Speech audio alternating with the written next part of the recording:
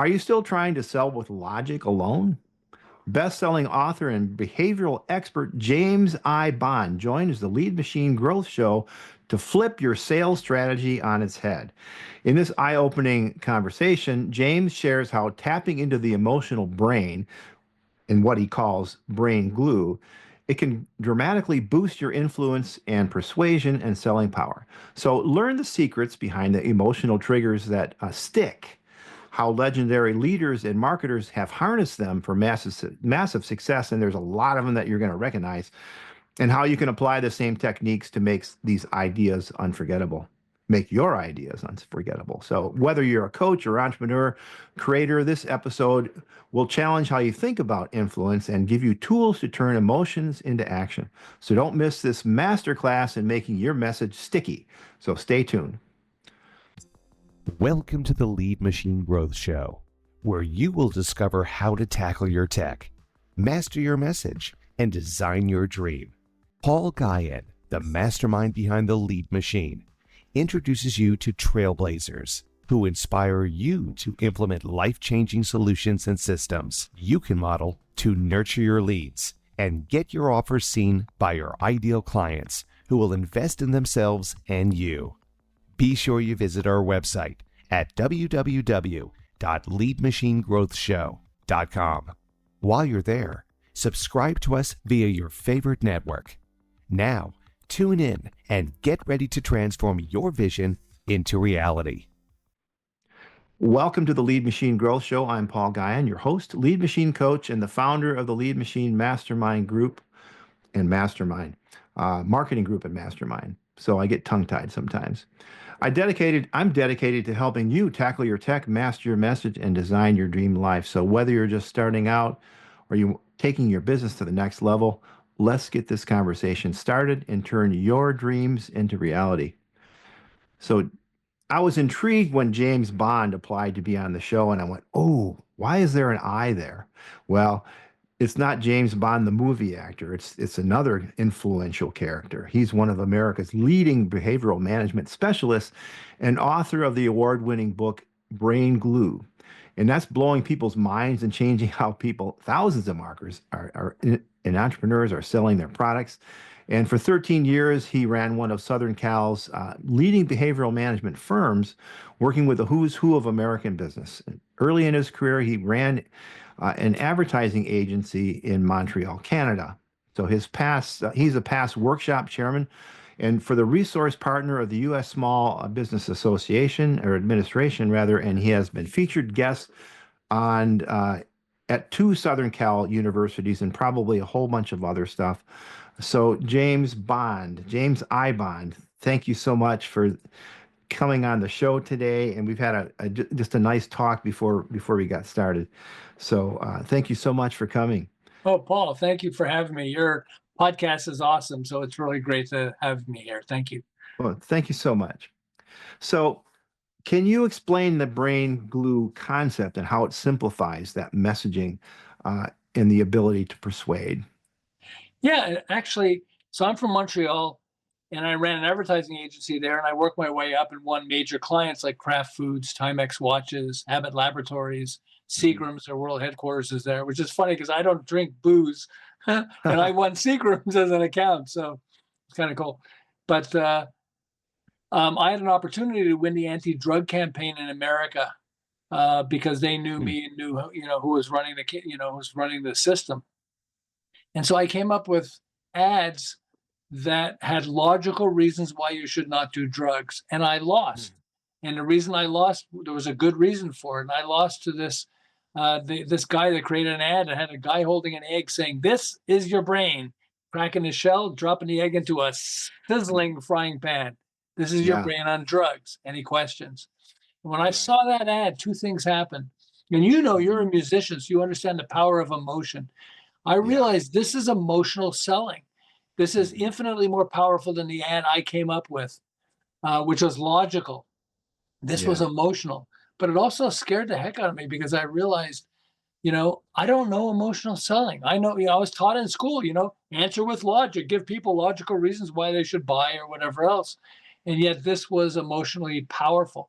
In fact, when I was when I started my advertising company, I hated selling. And Mm. I went to a workshop with Zig Ziglar, and Zig Ziglar had a great line. He said, selling is nothing more than a transference of passion.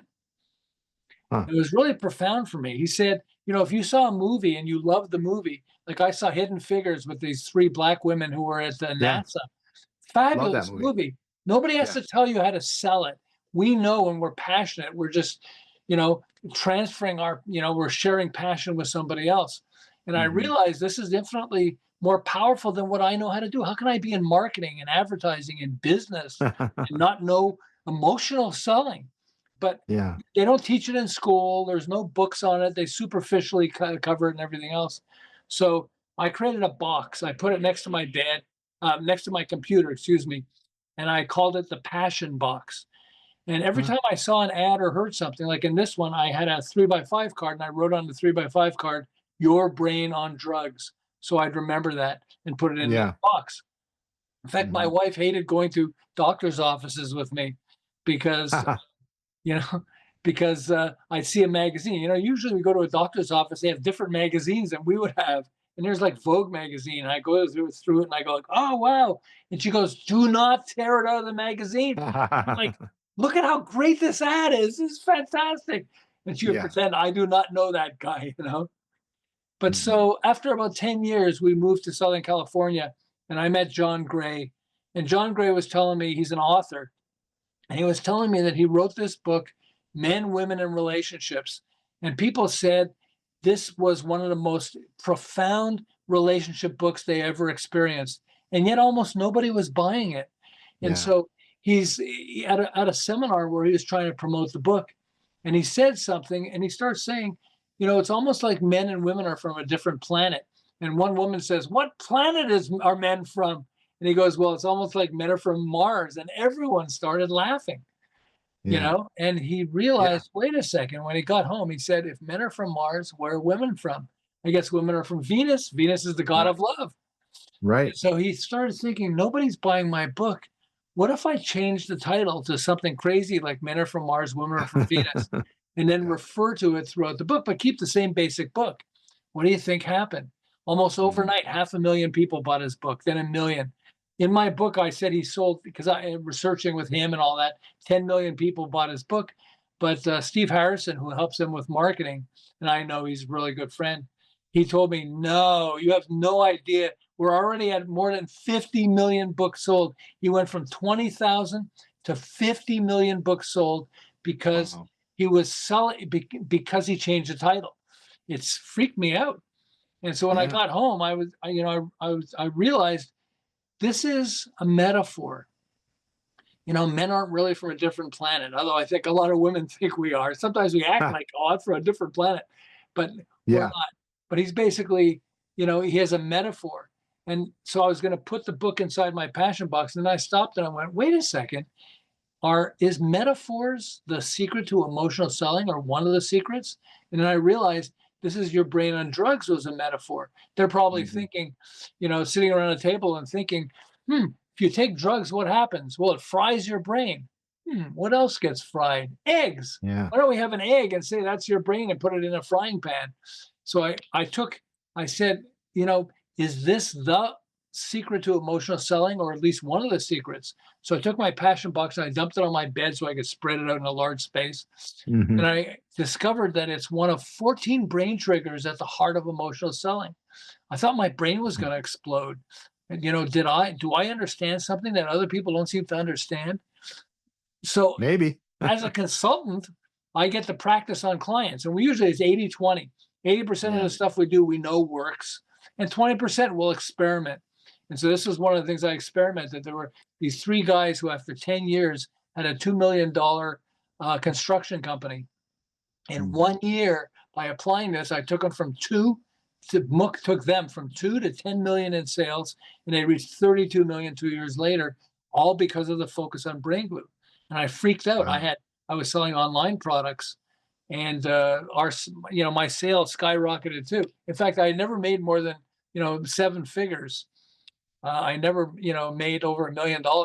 And I remember I suddenly was making a fortune. I called my wife and I said, "Hey, Pam," my wife, Pam, "Hey, Pam, American Express just charged our credit card $1,000." And she said, "Well, cut it off." I said, "No, wait a second. We just made 10,000, 11,000, 12. I'll call you right back."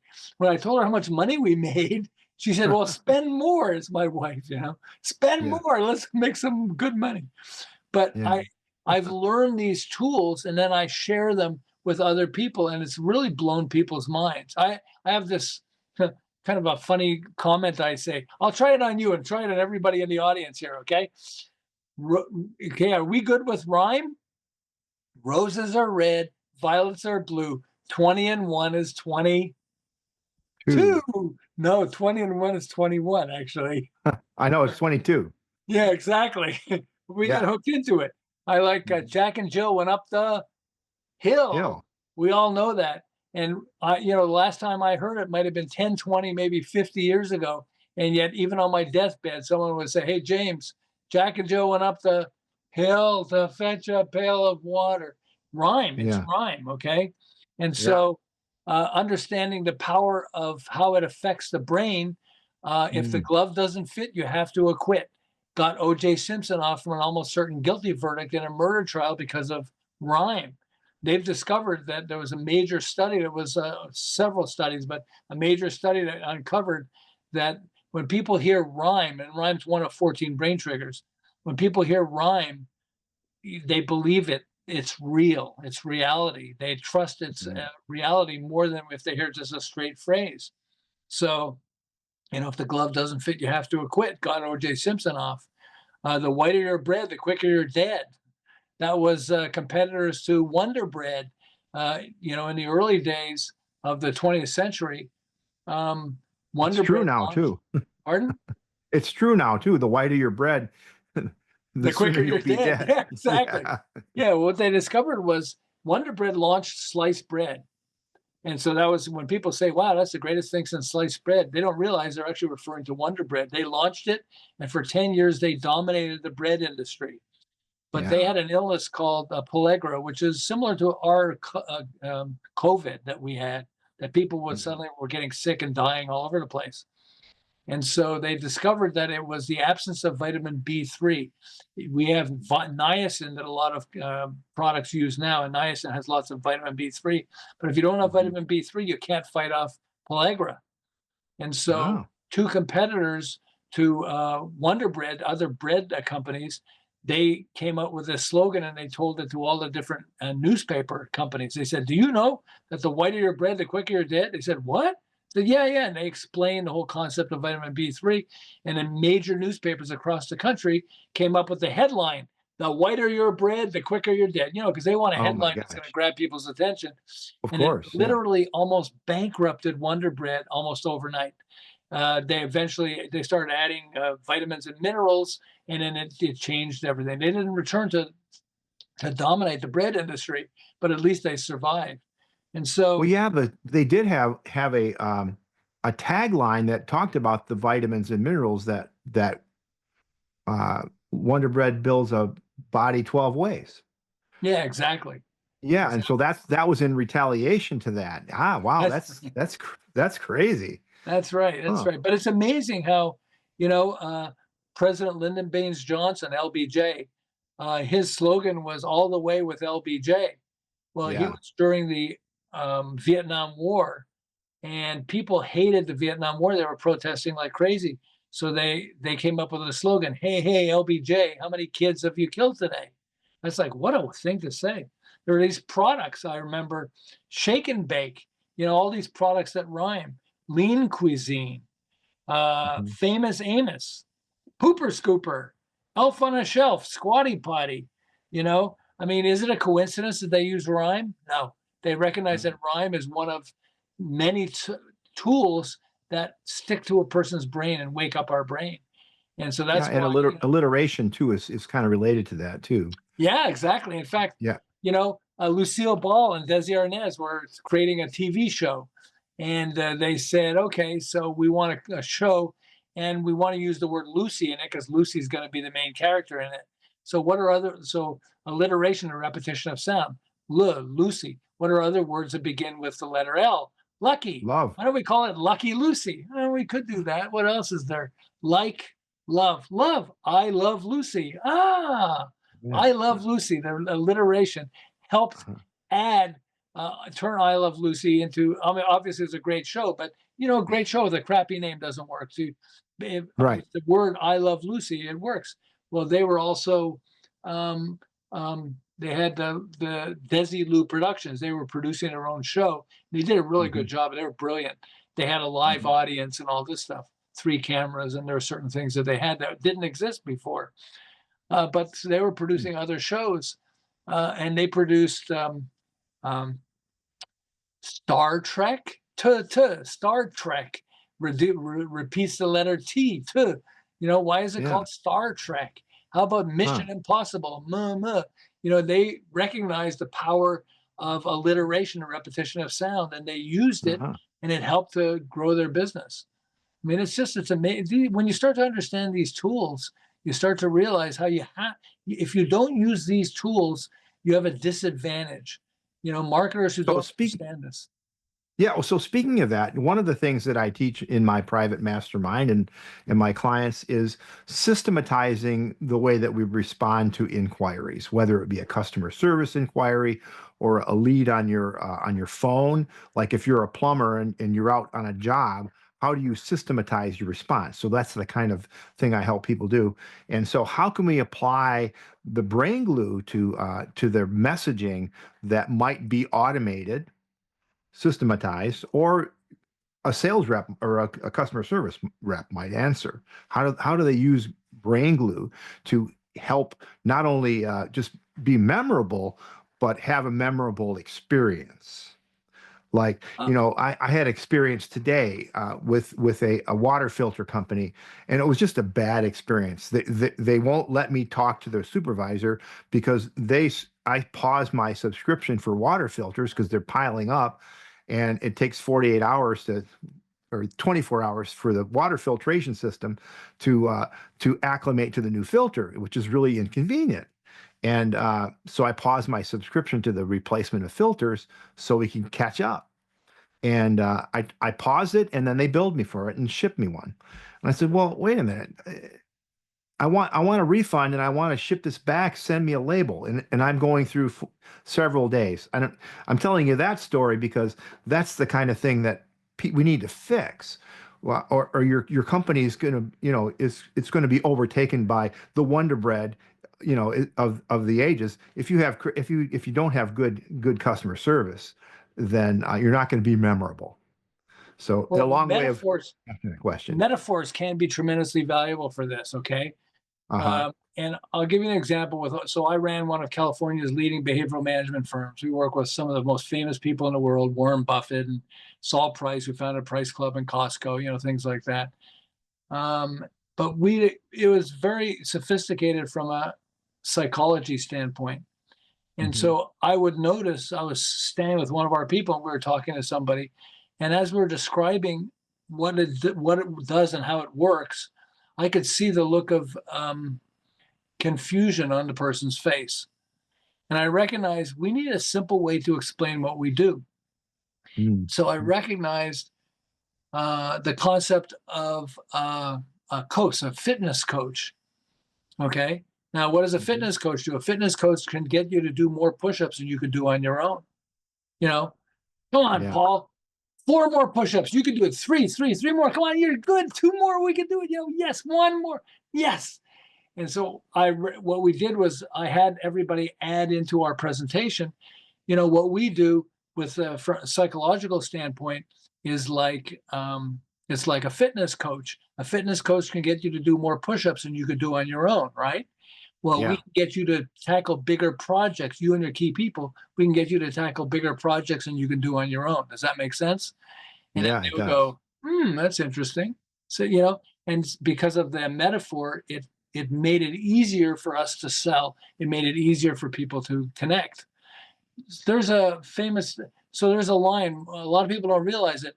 Uh, and it says Americans discard 2.5 million plastic bottles every hour. You still there? Uh,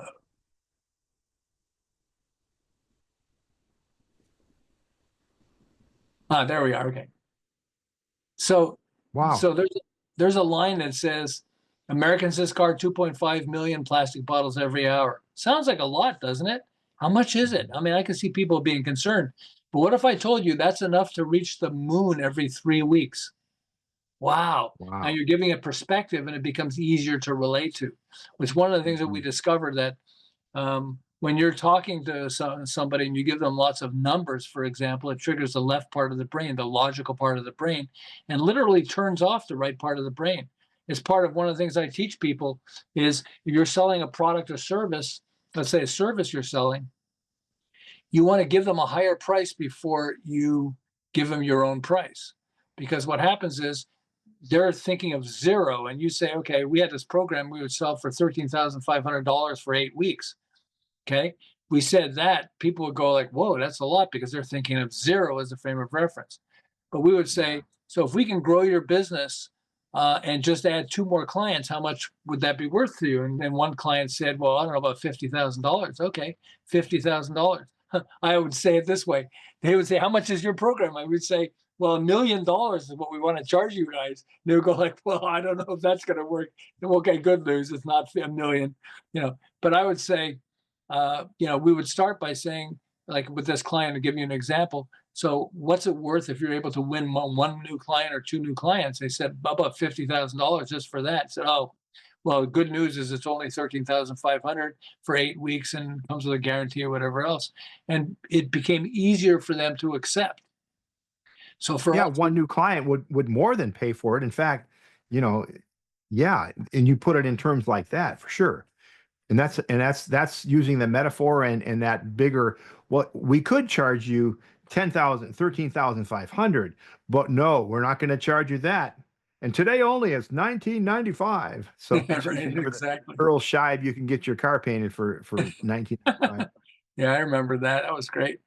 But yeah, Yeah. so just we want to remember a frame of reference when we're talking to somebody. Uh-huh. We have to understand.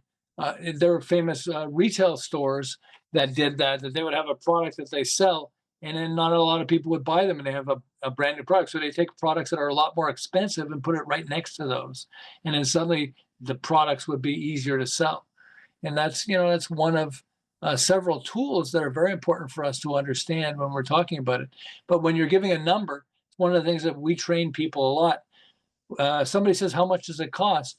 Don't just give them the number, because if you give them just a number, then what happens is they go, "Oh," and it's the left side of the brain. You ever notice somebody's really excited when you're interested in your product, and then when you give them the price, suddenly their look on their face changes, their expression changes. But Mhm. if you say, so we would say $13,500, and as for 8 weeks, it includes this and this. There's a money back guarantee. We're going to tackle all, at least up to 8 people you have. Da, da, da. So what you're doing is you're giving them emotional and technical stuff as well as the number. The worst thing you ever do is you just give them a number straight out, because you give them a number, the emotion side of the Yeah. brain shuts down. Oh, I like that. It sounds very, what's the price? And that's why what you want to do is you want to give them the price, but you also want to give them all the details that are included in that price.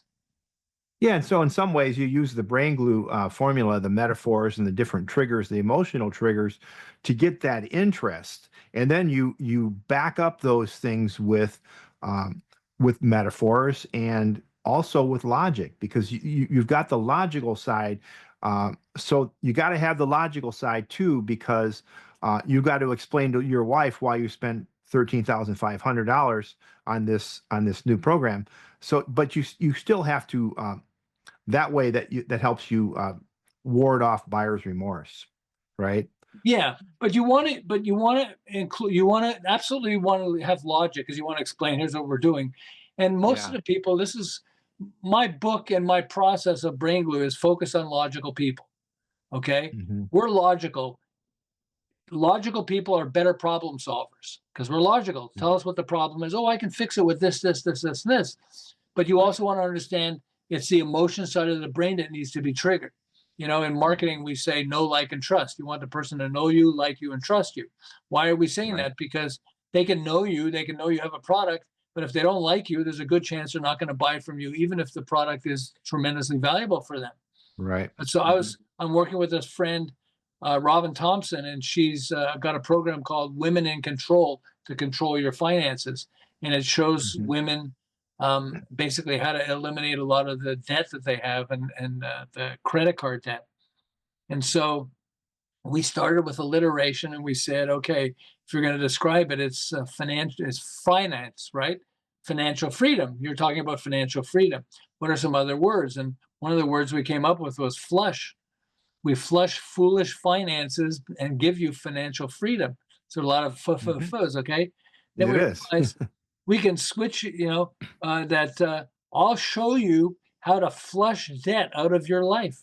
She actually came up with this and she's very honest and stuff. She says, it's like going to the bathroom. If you don't flush the chain, you're stuck. Well, debt is the same. If you don't flush debt, you're done with it. It's going to overtake your life. And so we're going to show you how to flush debt out of your life. And then she's a very Nice. logical person. But when we came up with that, she's having a great time. She starts sharing it with people. And she says, it's amazing how logically I'm sharing it with them. But then I tell them, we're going to flush debt out of your life. Flush debt. Yeah, just like going to the bathroom. You want to flush that chain, right? Well, how come you have Yeah. debt? You're not flushing the chain. You want to flush the chain and get rid of your debt. And people would laugh, but they sign up, you Yeah. know? That's great. Yeah. It's You know, this kind of reminds me of a couple of recent guests I've had on the show. We're talking about leadership and how to have conversations, difficult conversations with people. So how does brain glue fit in with leadership and having conversations, or even just uh, communicating what the mission is, and to getting people to rally behind that company that you want to grow? Because we all want to, as entrepreneurs, we're looking to for ways that we can help be better leaders and grow our companies, and we need people to be behind us to help us with that. Well, we want to have a positive relationship with the person. I Yeah. was talking to these three women who were very religious, and I was talking to them about a coaching program that we're doing, and I knew that they were one of the women was pretty negative towards this concept of what we're trying to do, and so I Mhm. started with a joke. I said, "So did you hear about the little girl that came up to mommy and said, 'Mommy, Daddy said we came from apes, but you say we came from Adam and Eve.' Honey, Daddy's talking about his family. I'm talking about my family." They started laughing, but they all three of them were much more receptive to what I was presenting them. Ah. It's positive. You start with positive. There's a famous time. There's one of the tools is called anchoring, where you're going to take something that is positive and connect it to what you're trying to sell. Mhm. I remember the when you have little kids, you go through this head and shoulders, knees and toes, eyes, ears, mouth, and nose. So if we're coming up with a dandruff shampoo, what's a good name for it? How about head Head and and shoulders. shoulders? Okay, Yeah. they understand that. So Mhm. Holiday Inn, we don't realize this. Holiday Inn was started in 1951, and the founder of Holiday Inn wanted a good name for it. Well, the a movie that was hot back then, it just happened like a year before, and everyone was excited about it. It was called Holiday Inn, okay, with Fred Really? Astaire and Bing Crosby. And so he Okay. stole the name and called his hotel Holiday Inn, and it became successful because people had a smile. Oh, Holiday Inn. Oh, cool. Oh, I love that. Because it's positive. Yeah. So you're connecting it to something positive. So this is not a political thing, but Ronald Reagan, when he was president of the United States, was just after the Vietnam War, and it finally stopped. And so there were lots of Mhm. people who were protesting against war. Anything have to do with war and missiles and everything else, don't even talk about it. Okay. And so Yeah. the military part of the government told him that they would like to start a missile defense system to get missiles before they hit us, and because we have to get pretty advanced. But he was thinking of it. He and his people were thinking about it and going like, if we talk about the fact that we want to spend some money with a missile defense system, we're going to get a lot of people protesting because they're sick of anything having to do with war. But what Yeah. can we anchor it to that's really positive? Well, what's a movie that just came out that's really positive? The movie back then was Star Wars. So they said, why don't Ah. we call it the Star Wars Missile Defense System? So then he was Ooh. on the media, and he said, we'd like to launch the Star Wars missile defense system, and then started describing what it is. People were excited. Yeah. Whoa, Star Wars missile defense system? Yeah. He anchored they were trying to sell to something that was positive. And so it's just how the brain works. The brain, if there's something negative in there, or it's not positive at all, it's just neutral, then you have a harder time to sell it. But if you can anchor it somehow, if you can connect it somehow to something positive, then it becomes much easier to sell. I'll go back to my thing, telling them about the, physical coaches. They get you to do more push-ups than you could do on your own. Yeah, that's true. Yeah, well, now we get you to tackle bigger projects than you could do on your own. So we started with the positive, and it stays onto the moment when we start talking about our product. I love that. And I like stories about Ronald Reagan because he was a really good joke teller. Yeah, he was. He used that to his advantage. One I forget who his opponent was, but he says, "Are you going to let age be an issue in this campaign?" And he goes, "No, I will not use age to point out my opponent's lack of experience due to his young age." Yeah, And it was Mondale. he told, And what was really Mondale. awesome, this is what was really awesome. Not only did the audience laugh, but Mondale laughed. Mondale laughed. He said, I'm not going to use the age and, the young age of my competitor. I forget what the line was, but something like that, to do this. And his competitor started laughing. The whole audience started laughing. They got okay, if you made him laugh, then, I guess there's something. Well, he probably lost it right there too. That could have been the turning point. Yeah, because that was the main just thing they were never saying. know. He's so old. Do you really want somebody that old? And he said, I'm not going to let age and youth affect that. But yeah, it's not just him. We want to understand that as much as we can. We want to connect whatever we're selling to something that's positive. And when we ask somebody something, I have this great line that I do.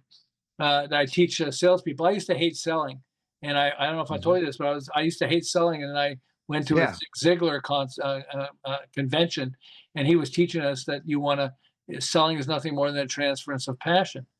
And so, yeah, when you share something that's passionate for you, it becomes easier to sell. Just think of things that are passionate for you. Yeah, you obviously you can't sell a product if you don't believe in it, and it's better if you have passion for sure. Yeah, it's it's a car. You might like the car, but is the color good? What if the color is terrible, but the car is exactly what you wanted? There's a good chance you probably won't get the car. It's I just. know, I've always had black cars, and I've had a red one and a beige one. Just out of I didn't love that car, but it was a necessity. But I started buying vans after I had the black trucks, and they weren't feasible. They guzzled gas, and so I had a gas guzzler. So I went to a van, and then I really liked the van, but they only had it in white. And I've never had a white vehicle. So now I've had 3 different white. My current car is an off-white color. It's beautiful. It's like a pearl white. But yeah, it's just sometimes you have to move. But I don't know what point I was making. But yeah, driving black cars was my thing, and having a black drum set. I have a black. My color now is blue. I have a blue drum set. But we were talking. You were saying earlier you were selling products online, and so how does Brain Glue help creating landing pages and messaging for your marketing campaigns? It's probably it's the same thing, but how is it applied there? Well, there are 2 things. The first, so I'm amazed at how many times I could look at an ad, and I could ask people, "Who's the ad for? Who's it? Who are they targeting?" And you can't tell. And then what is it that they're offering specifically? You can't tell. it's generic and general, but it doesn't really tell you what's great about the product or service. Okay. So there are two things that you want to answer first is who is this for and what are you offering? Okay. And what's the position, the reason why somebody should do it. But once you do that, then you want to find an easier way. You want to use tools like rhyme, alliteration, metaphors, etc., to trigger different parts of the brain. It's one of the things they discovered is there's something called a Hebb's law in psychology, and it's when you trigger different parts of the brain, you have more involvement and engagement with the person you're talking to. Neurons that fire together wire together. Okay, and so that's what you want to do is you want to trigger different parts of the brain. I mean, I work with Jack Canfield, who wrote Chicken Soup for the Soul. And what is chicken soup for the soul? You open it up and you get these chicken soup. It's so delicious. No, but it's basically, he was telling me that when he came up with the title, initially, when they wrote the book, him and his friend, they thought that they would call it 101 Motivational Stories That Will Strengthen and Change Your Life. Yeah, but he was thinking, it's an emotional book and it emotionally affects people. And that's not really an emotional title. So it took him about a month of sleepless nights. And then one day he woke up and he said, well, chicken soup makes you feel good when you feel sick. So why don't we call it Chicken Soup for the Spirit? Doesn't quite work, but it's close. Then he said after a sleepless weekend, he started thinking of alliteration, a repetition of sound. S-O-U-P, soup, S-O-U-L, soul. Oh, yeah.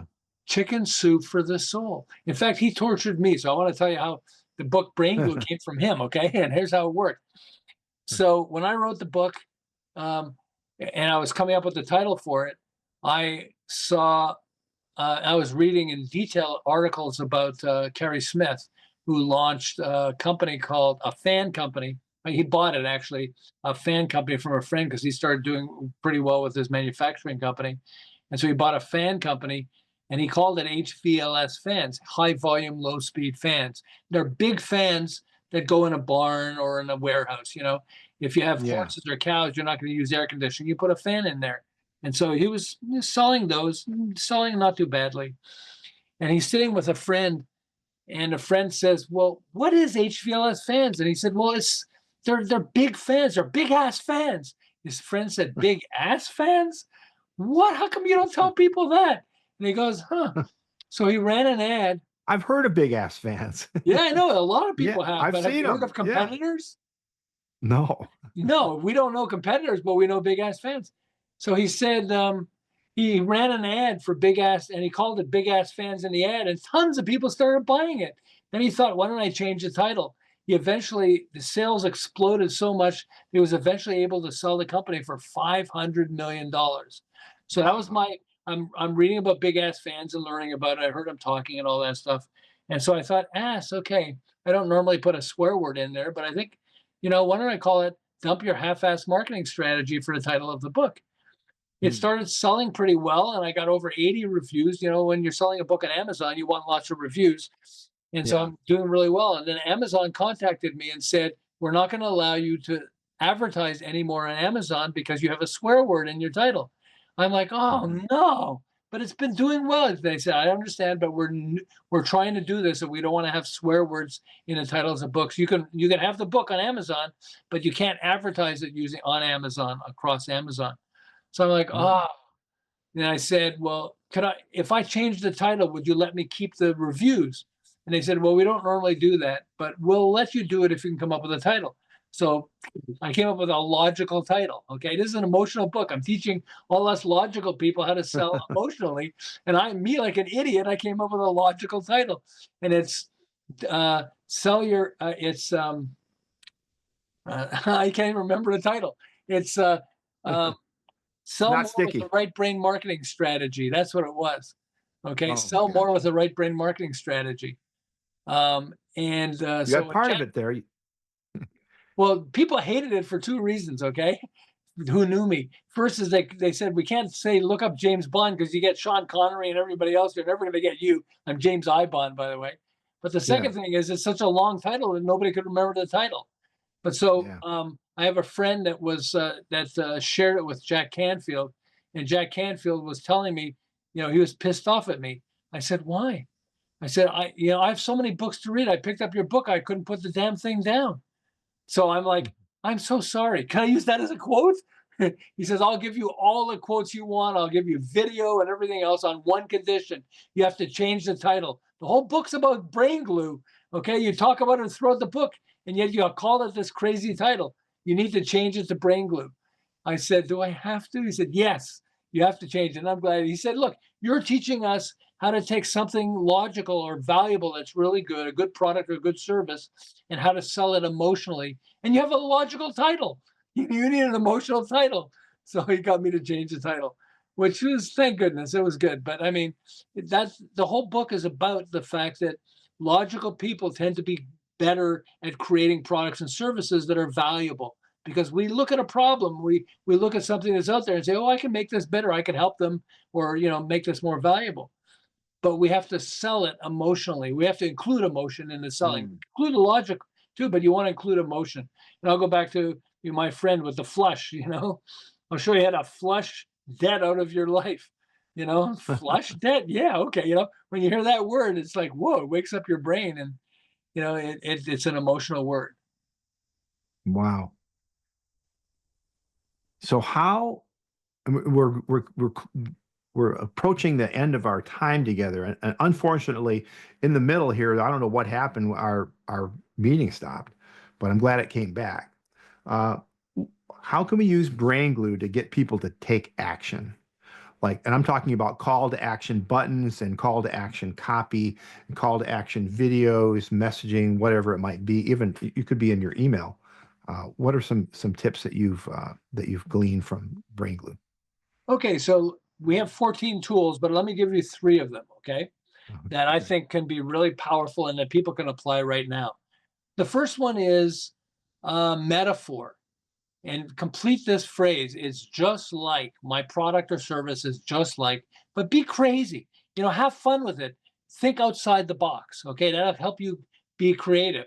There's a guy who started a company that has an electric razor for man's private areas. I don't want to get into that. Okay. Yeah. Paul the Tran. lawnmower. The lawnmower. Right. Exactly. The lawnmower. Yeah. It's just like a lawnmower. Okay. Right. And he actually changed the name of his company to Manscaped. We're going to landscape a man with a lawnmower. I was in Bed Bath & Beyond. My wife was buying something, and they have a big poster, and it's in a white poster, and it says the lawnmower, has an arrow, and it shows the electric razor. And there are 2 guys who are actually looking at it, and one of them is actually buying it. I, like them, walked up to it and go, the lawnmower? The lawnmower?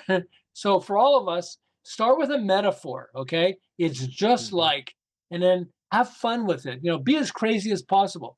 My book gets your product to grab attention, just like a naked man running through your backyard. What? Okay, huh? That wakes up your brain. Okay, so start with a metaphor. It's just like, and have fun with it. Then the second thing is you want to use alliteration, a repetition of sound, and you do that by coming up with some of the words that you would use to describe your product. Okay, and then find words that begin with the same letter. That's an easy way to do this. And you can have fun with ChatGPT and do that. And then the third tool is rhyme. If you come up with a phrase to describe what your product is, see if you can come up with ways to rhyme, that you can come up with a rhyme. And with one of those 3 or all 3 coming together, which is a metaphor, alliteration, a repetition of sound, or rhyme, that is a good starting point to help you to come up with a pitch, whether it's an online pitch or it's a face-to-face pitch, or a physical product pitch in the stores or service. It's a way to come up with a way to describe your product or service in such a way that it becomes easier to sell. I love it.